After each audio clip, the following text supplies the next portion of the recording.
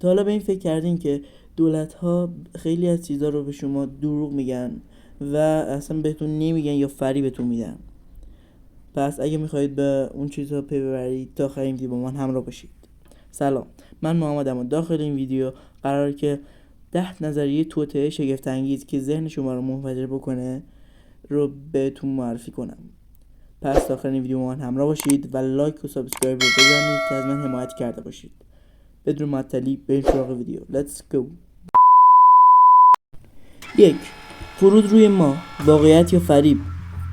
برخی معتقدند که فرود آپولو 11 بر روی ماه در سال 1969 یک فریب بزرگ بود که توسط ناسا و دولت آمریکا برای برنده شدن در رقابت‌های فضایی با شوروی طراحی شده است.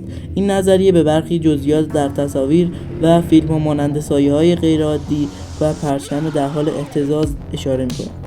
ناسا تمامی این ادعاها را رد کرده و تأکید دارد که تمامی مدارک علمی از جمله سنگ‌های ماه و تصاویر راداری مستقل صحت این فرود را اثبات می‌کند. 2. منطقه 51 و موجودات فضایی. منطقه 51 یک پایگاه نظامی سری در ایالت نوادا آمریکاست که به عنوان محل آزمایش‌های محرمانه نظامی شناخته می‌شود. بسیاری بر این باورند که در این منطقه اطلاعات و اجساد موجودات فضایی نگهداری می‌شود و دولت آمریکا این اطلاعات را پنهان می‌کند. مقامات رسمی میگویند که این پایگاه برای تست و توسعه هواپیماهای پیشرفته استفاده می‌شود. 3. ایلومیناتی، کنترل جهان. این نظریه ادعا می‌کند که یک گروه مخفی به نام ایلومیناتی جهان را از پشت صحنه کنترل می‌کند. این گروه شامل افراد بسیار ثروتمند و قدرتمند است که در تمامی زمینه‌های اقتصادی، سیاسی و فرهنگی نفوذ دارند. مدرک مستقیم برای وجود چنین گروهی ارائه نشده و بیشتر شواهد مبنی بر تفسیرها و گمانه‌زنی‌ها است. 4. مرگ پرنسس دایانا، تصادف یا توطئه. بسیاری برای این باورند که مرگ پرنسس دایانا در سال 1997 به علت یک توطئه بوده و نه یک تصادف. این نظریه مدعی است که نیروهای مختلفی از جمله خانواده‌های سلطنتی بریتانیا در این حادثه نقش داشتند.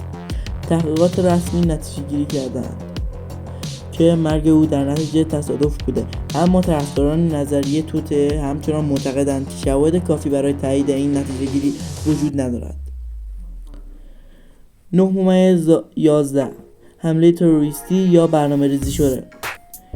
برخی معتقدند که حملات 11 سپتامبر 2001 توسط دولت آمریکا یا گروه‌های داخلی برنامه‌ریزی و اجرا شده است تا بهانه‌ای برای آغاز جنگ‌های خاورمیانه و محدود کردن آزادی‌های شهروندان آمریکایی فراهم شود. شواهد ارائه شده از سوی کمیسیون 9/11 نشان می‌دهد که این حملات توسط گروه القاعده انجام شده‌اند، اما منتقدان به نقاط ضعف در تحقیقات رسمی اشاره می‌کنند. 6. پروژه هارپ یک پروژه تحقیقاتی در آلاسکا است که به مطالعه یونوسفر می‌پردازد. برخی بر این باورند که این پروژه توانایی کنترل آب و هوا، ایجاد زلزله را دارد و به عنوان یک سلاح مخفی توسط دولت آمریکا استفاده می‌شود. دانشمندان توضیح دادند که هارپ یک پروژه علمی است و چنین توانایی‌ها را ندارد. 7. تئوری‌های توطئه پیرامون واکسن‌ها. برخی معتقدند که واکسن‌ها برای کنترل جمعیت، کاشت میکروچیپ‌ها در بدن مردم یا ایجاد بیماری‌های جدید استفاده می‌شوند.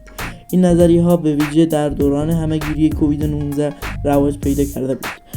جامعه علمی تاکید دارد که واکسن‌ها از طریق آزمایش‌های گسترده ایمنی و کارایی خود را اثبات کرده‌اند و چنین ادعاهایی بی‌اساس هستند. 8. توطئه‌های مربوط به تغییرات آب و هوایی. برخی معتقدند که تغییرات آب و هوایی یک فریب بزرگ است که توسط دانشمندان و سیاستمداران برای کنترل اقتصاد جهانی و تحمیل قوانین سختگیرانه‌تر به کار گرفته می‌شود.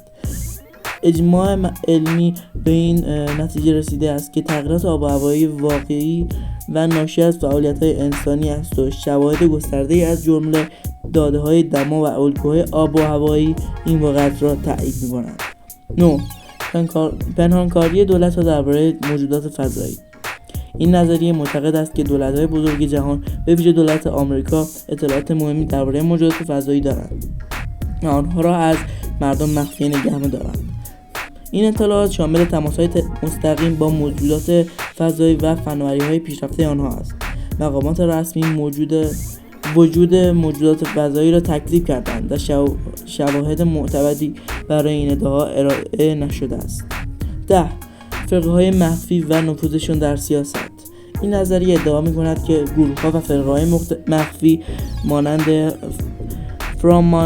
فراماسونری و ایلومیناتی نفوذ گسترده‌ای در سیاست و اقتصاد جهانی دارند و تصمیمات کلان را از پشت صحنه هدایت می‌کنند. با وجود اینکه برخی افراد با نفوذ به این گروه وابسته بودند، شواهد قوی برای اثبات کنترل جامع جهانی توسط این فرقات وجود ندارد. خیلی دیگه از این نظریه‌ها و توطئه‌ها وجود داشتن که من داخل این لیست سعی کردم که مهمتریناشون رو به شما معرفی کنم. خیلی ممنونم که تا آخر این ویدیو منو تماشا کردید. امیدوارم که همیشه حالتون عالی باشه. تا درود دیگر، بدرود.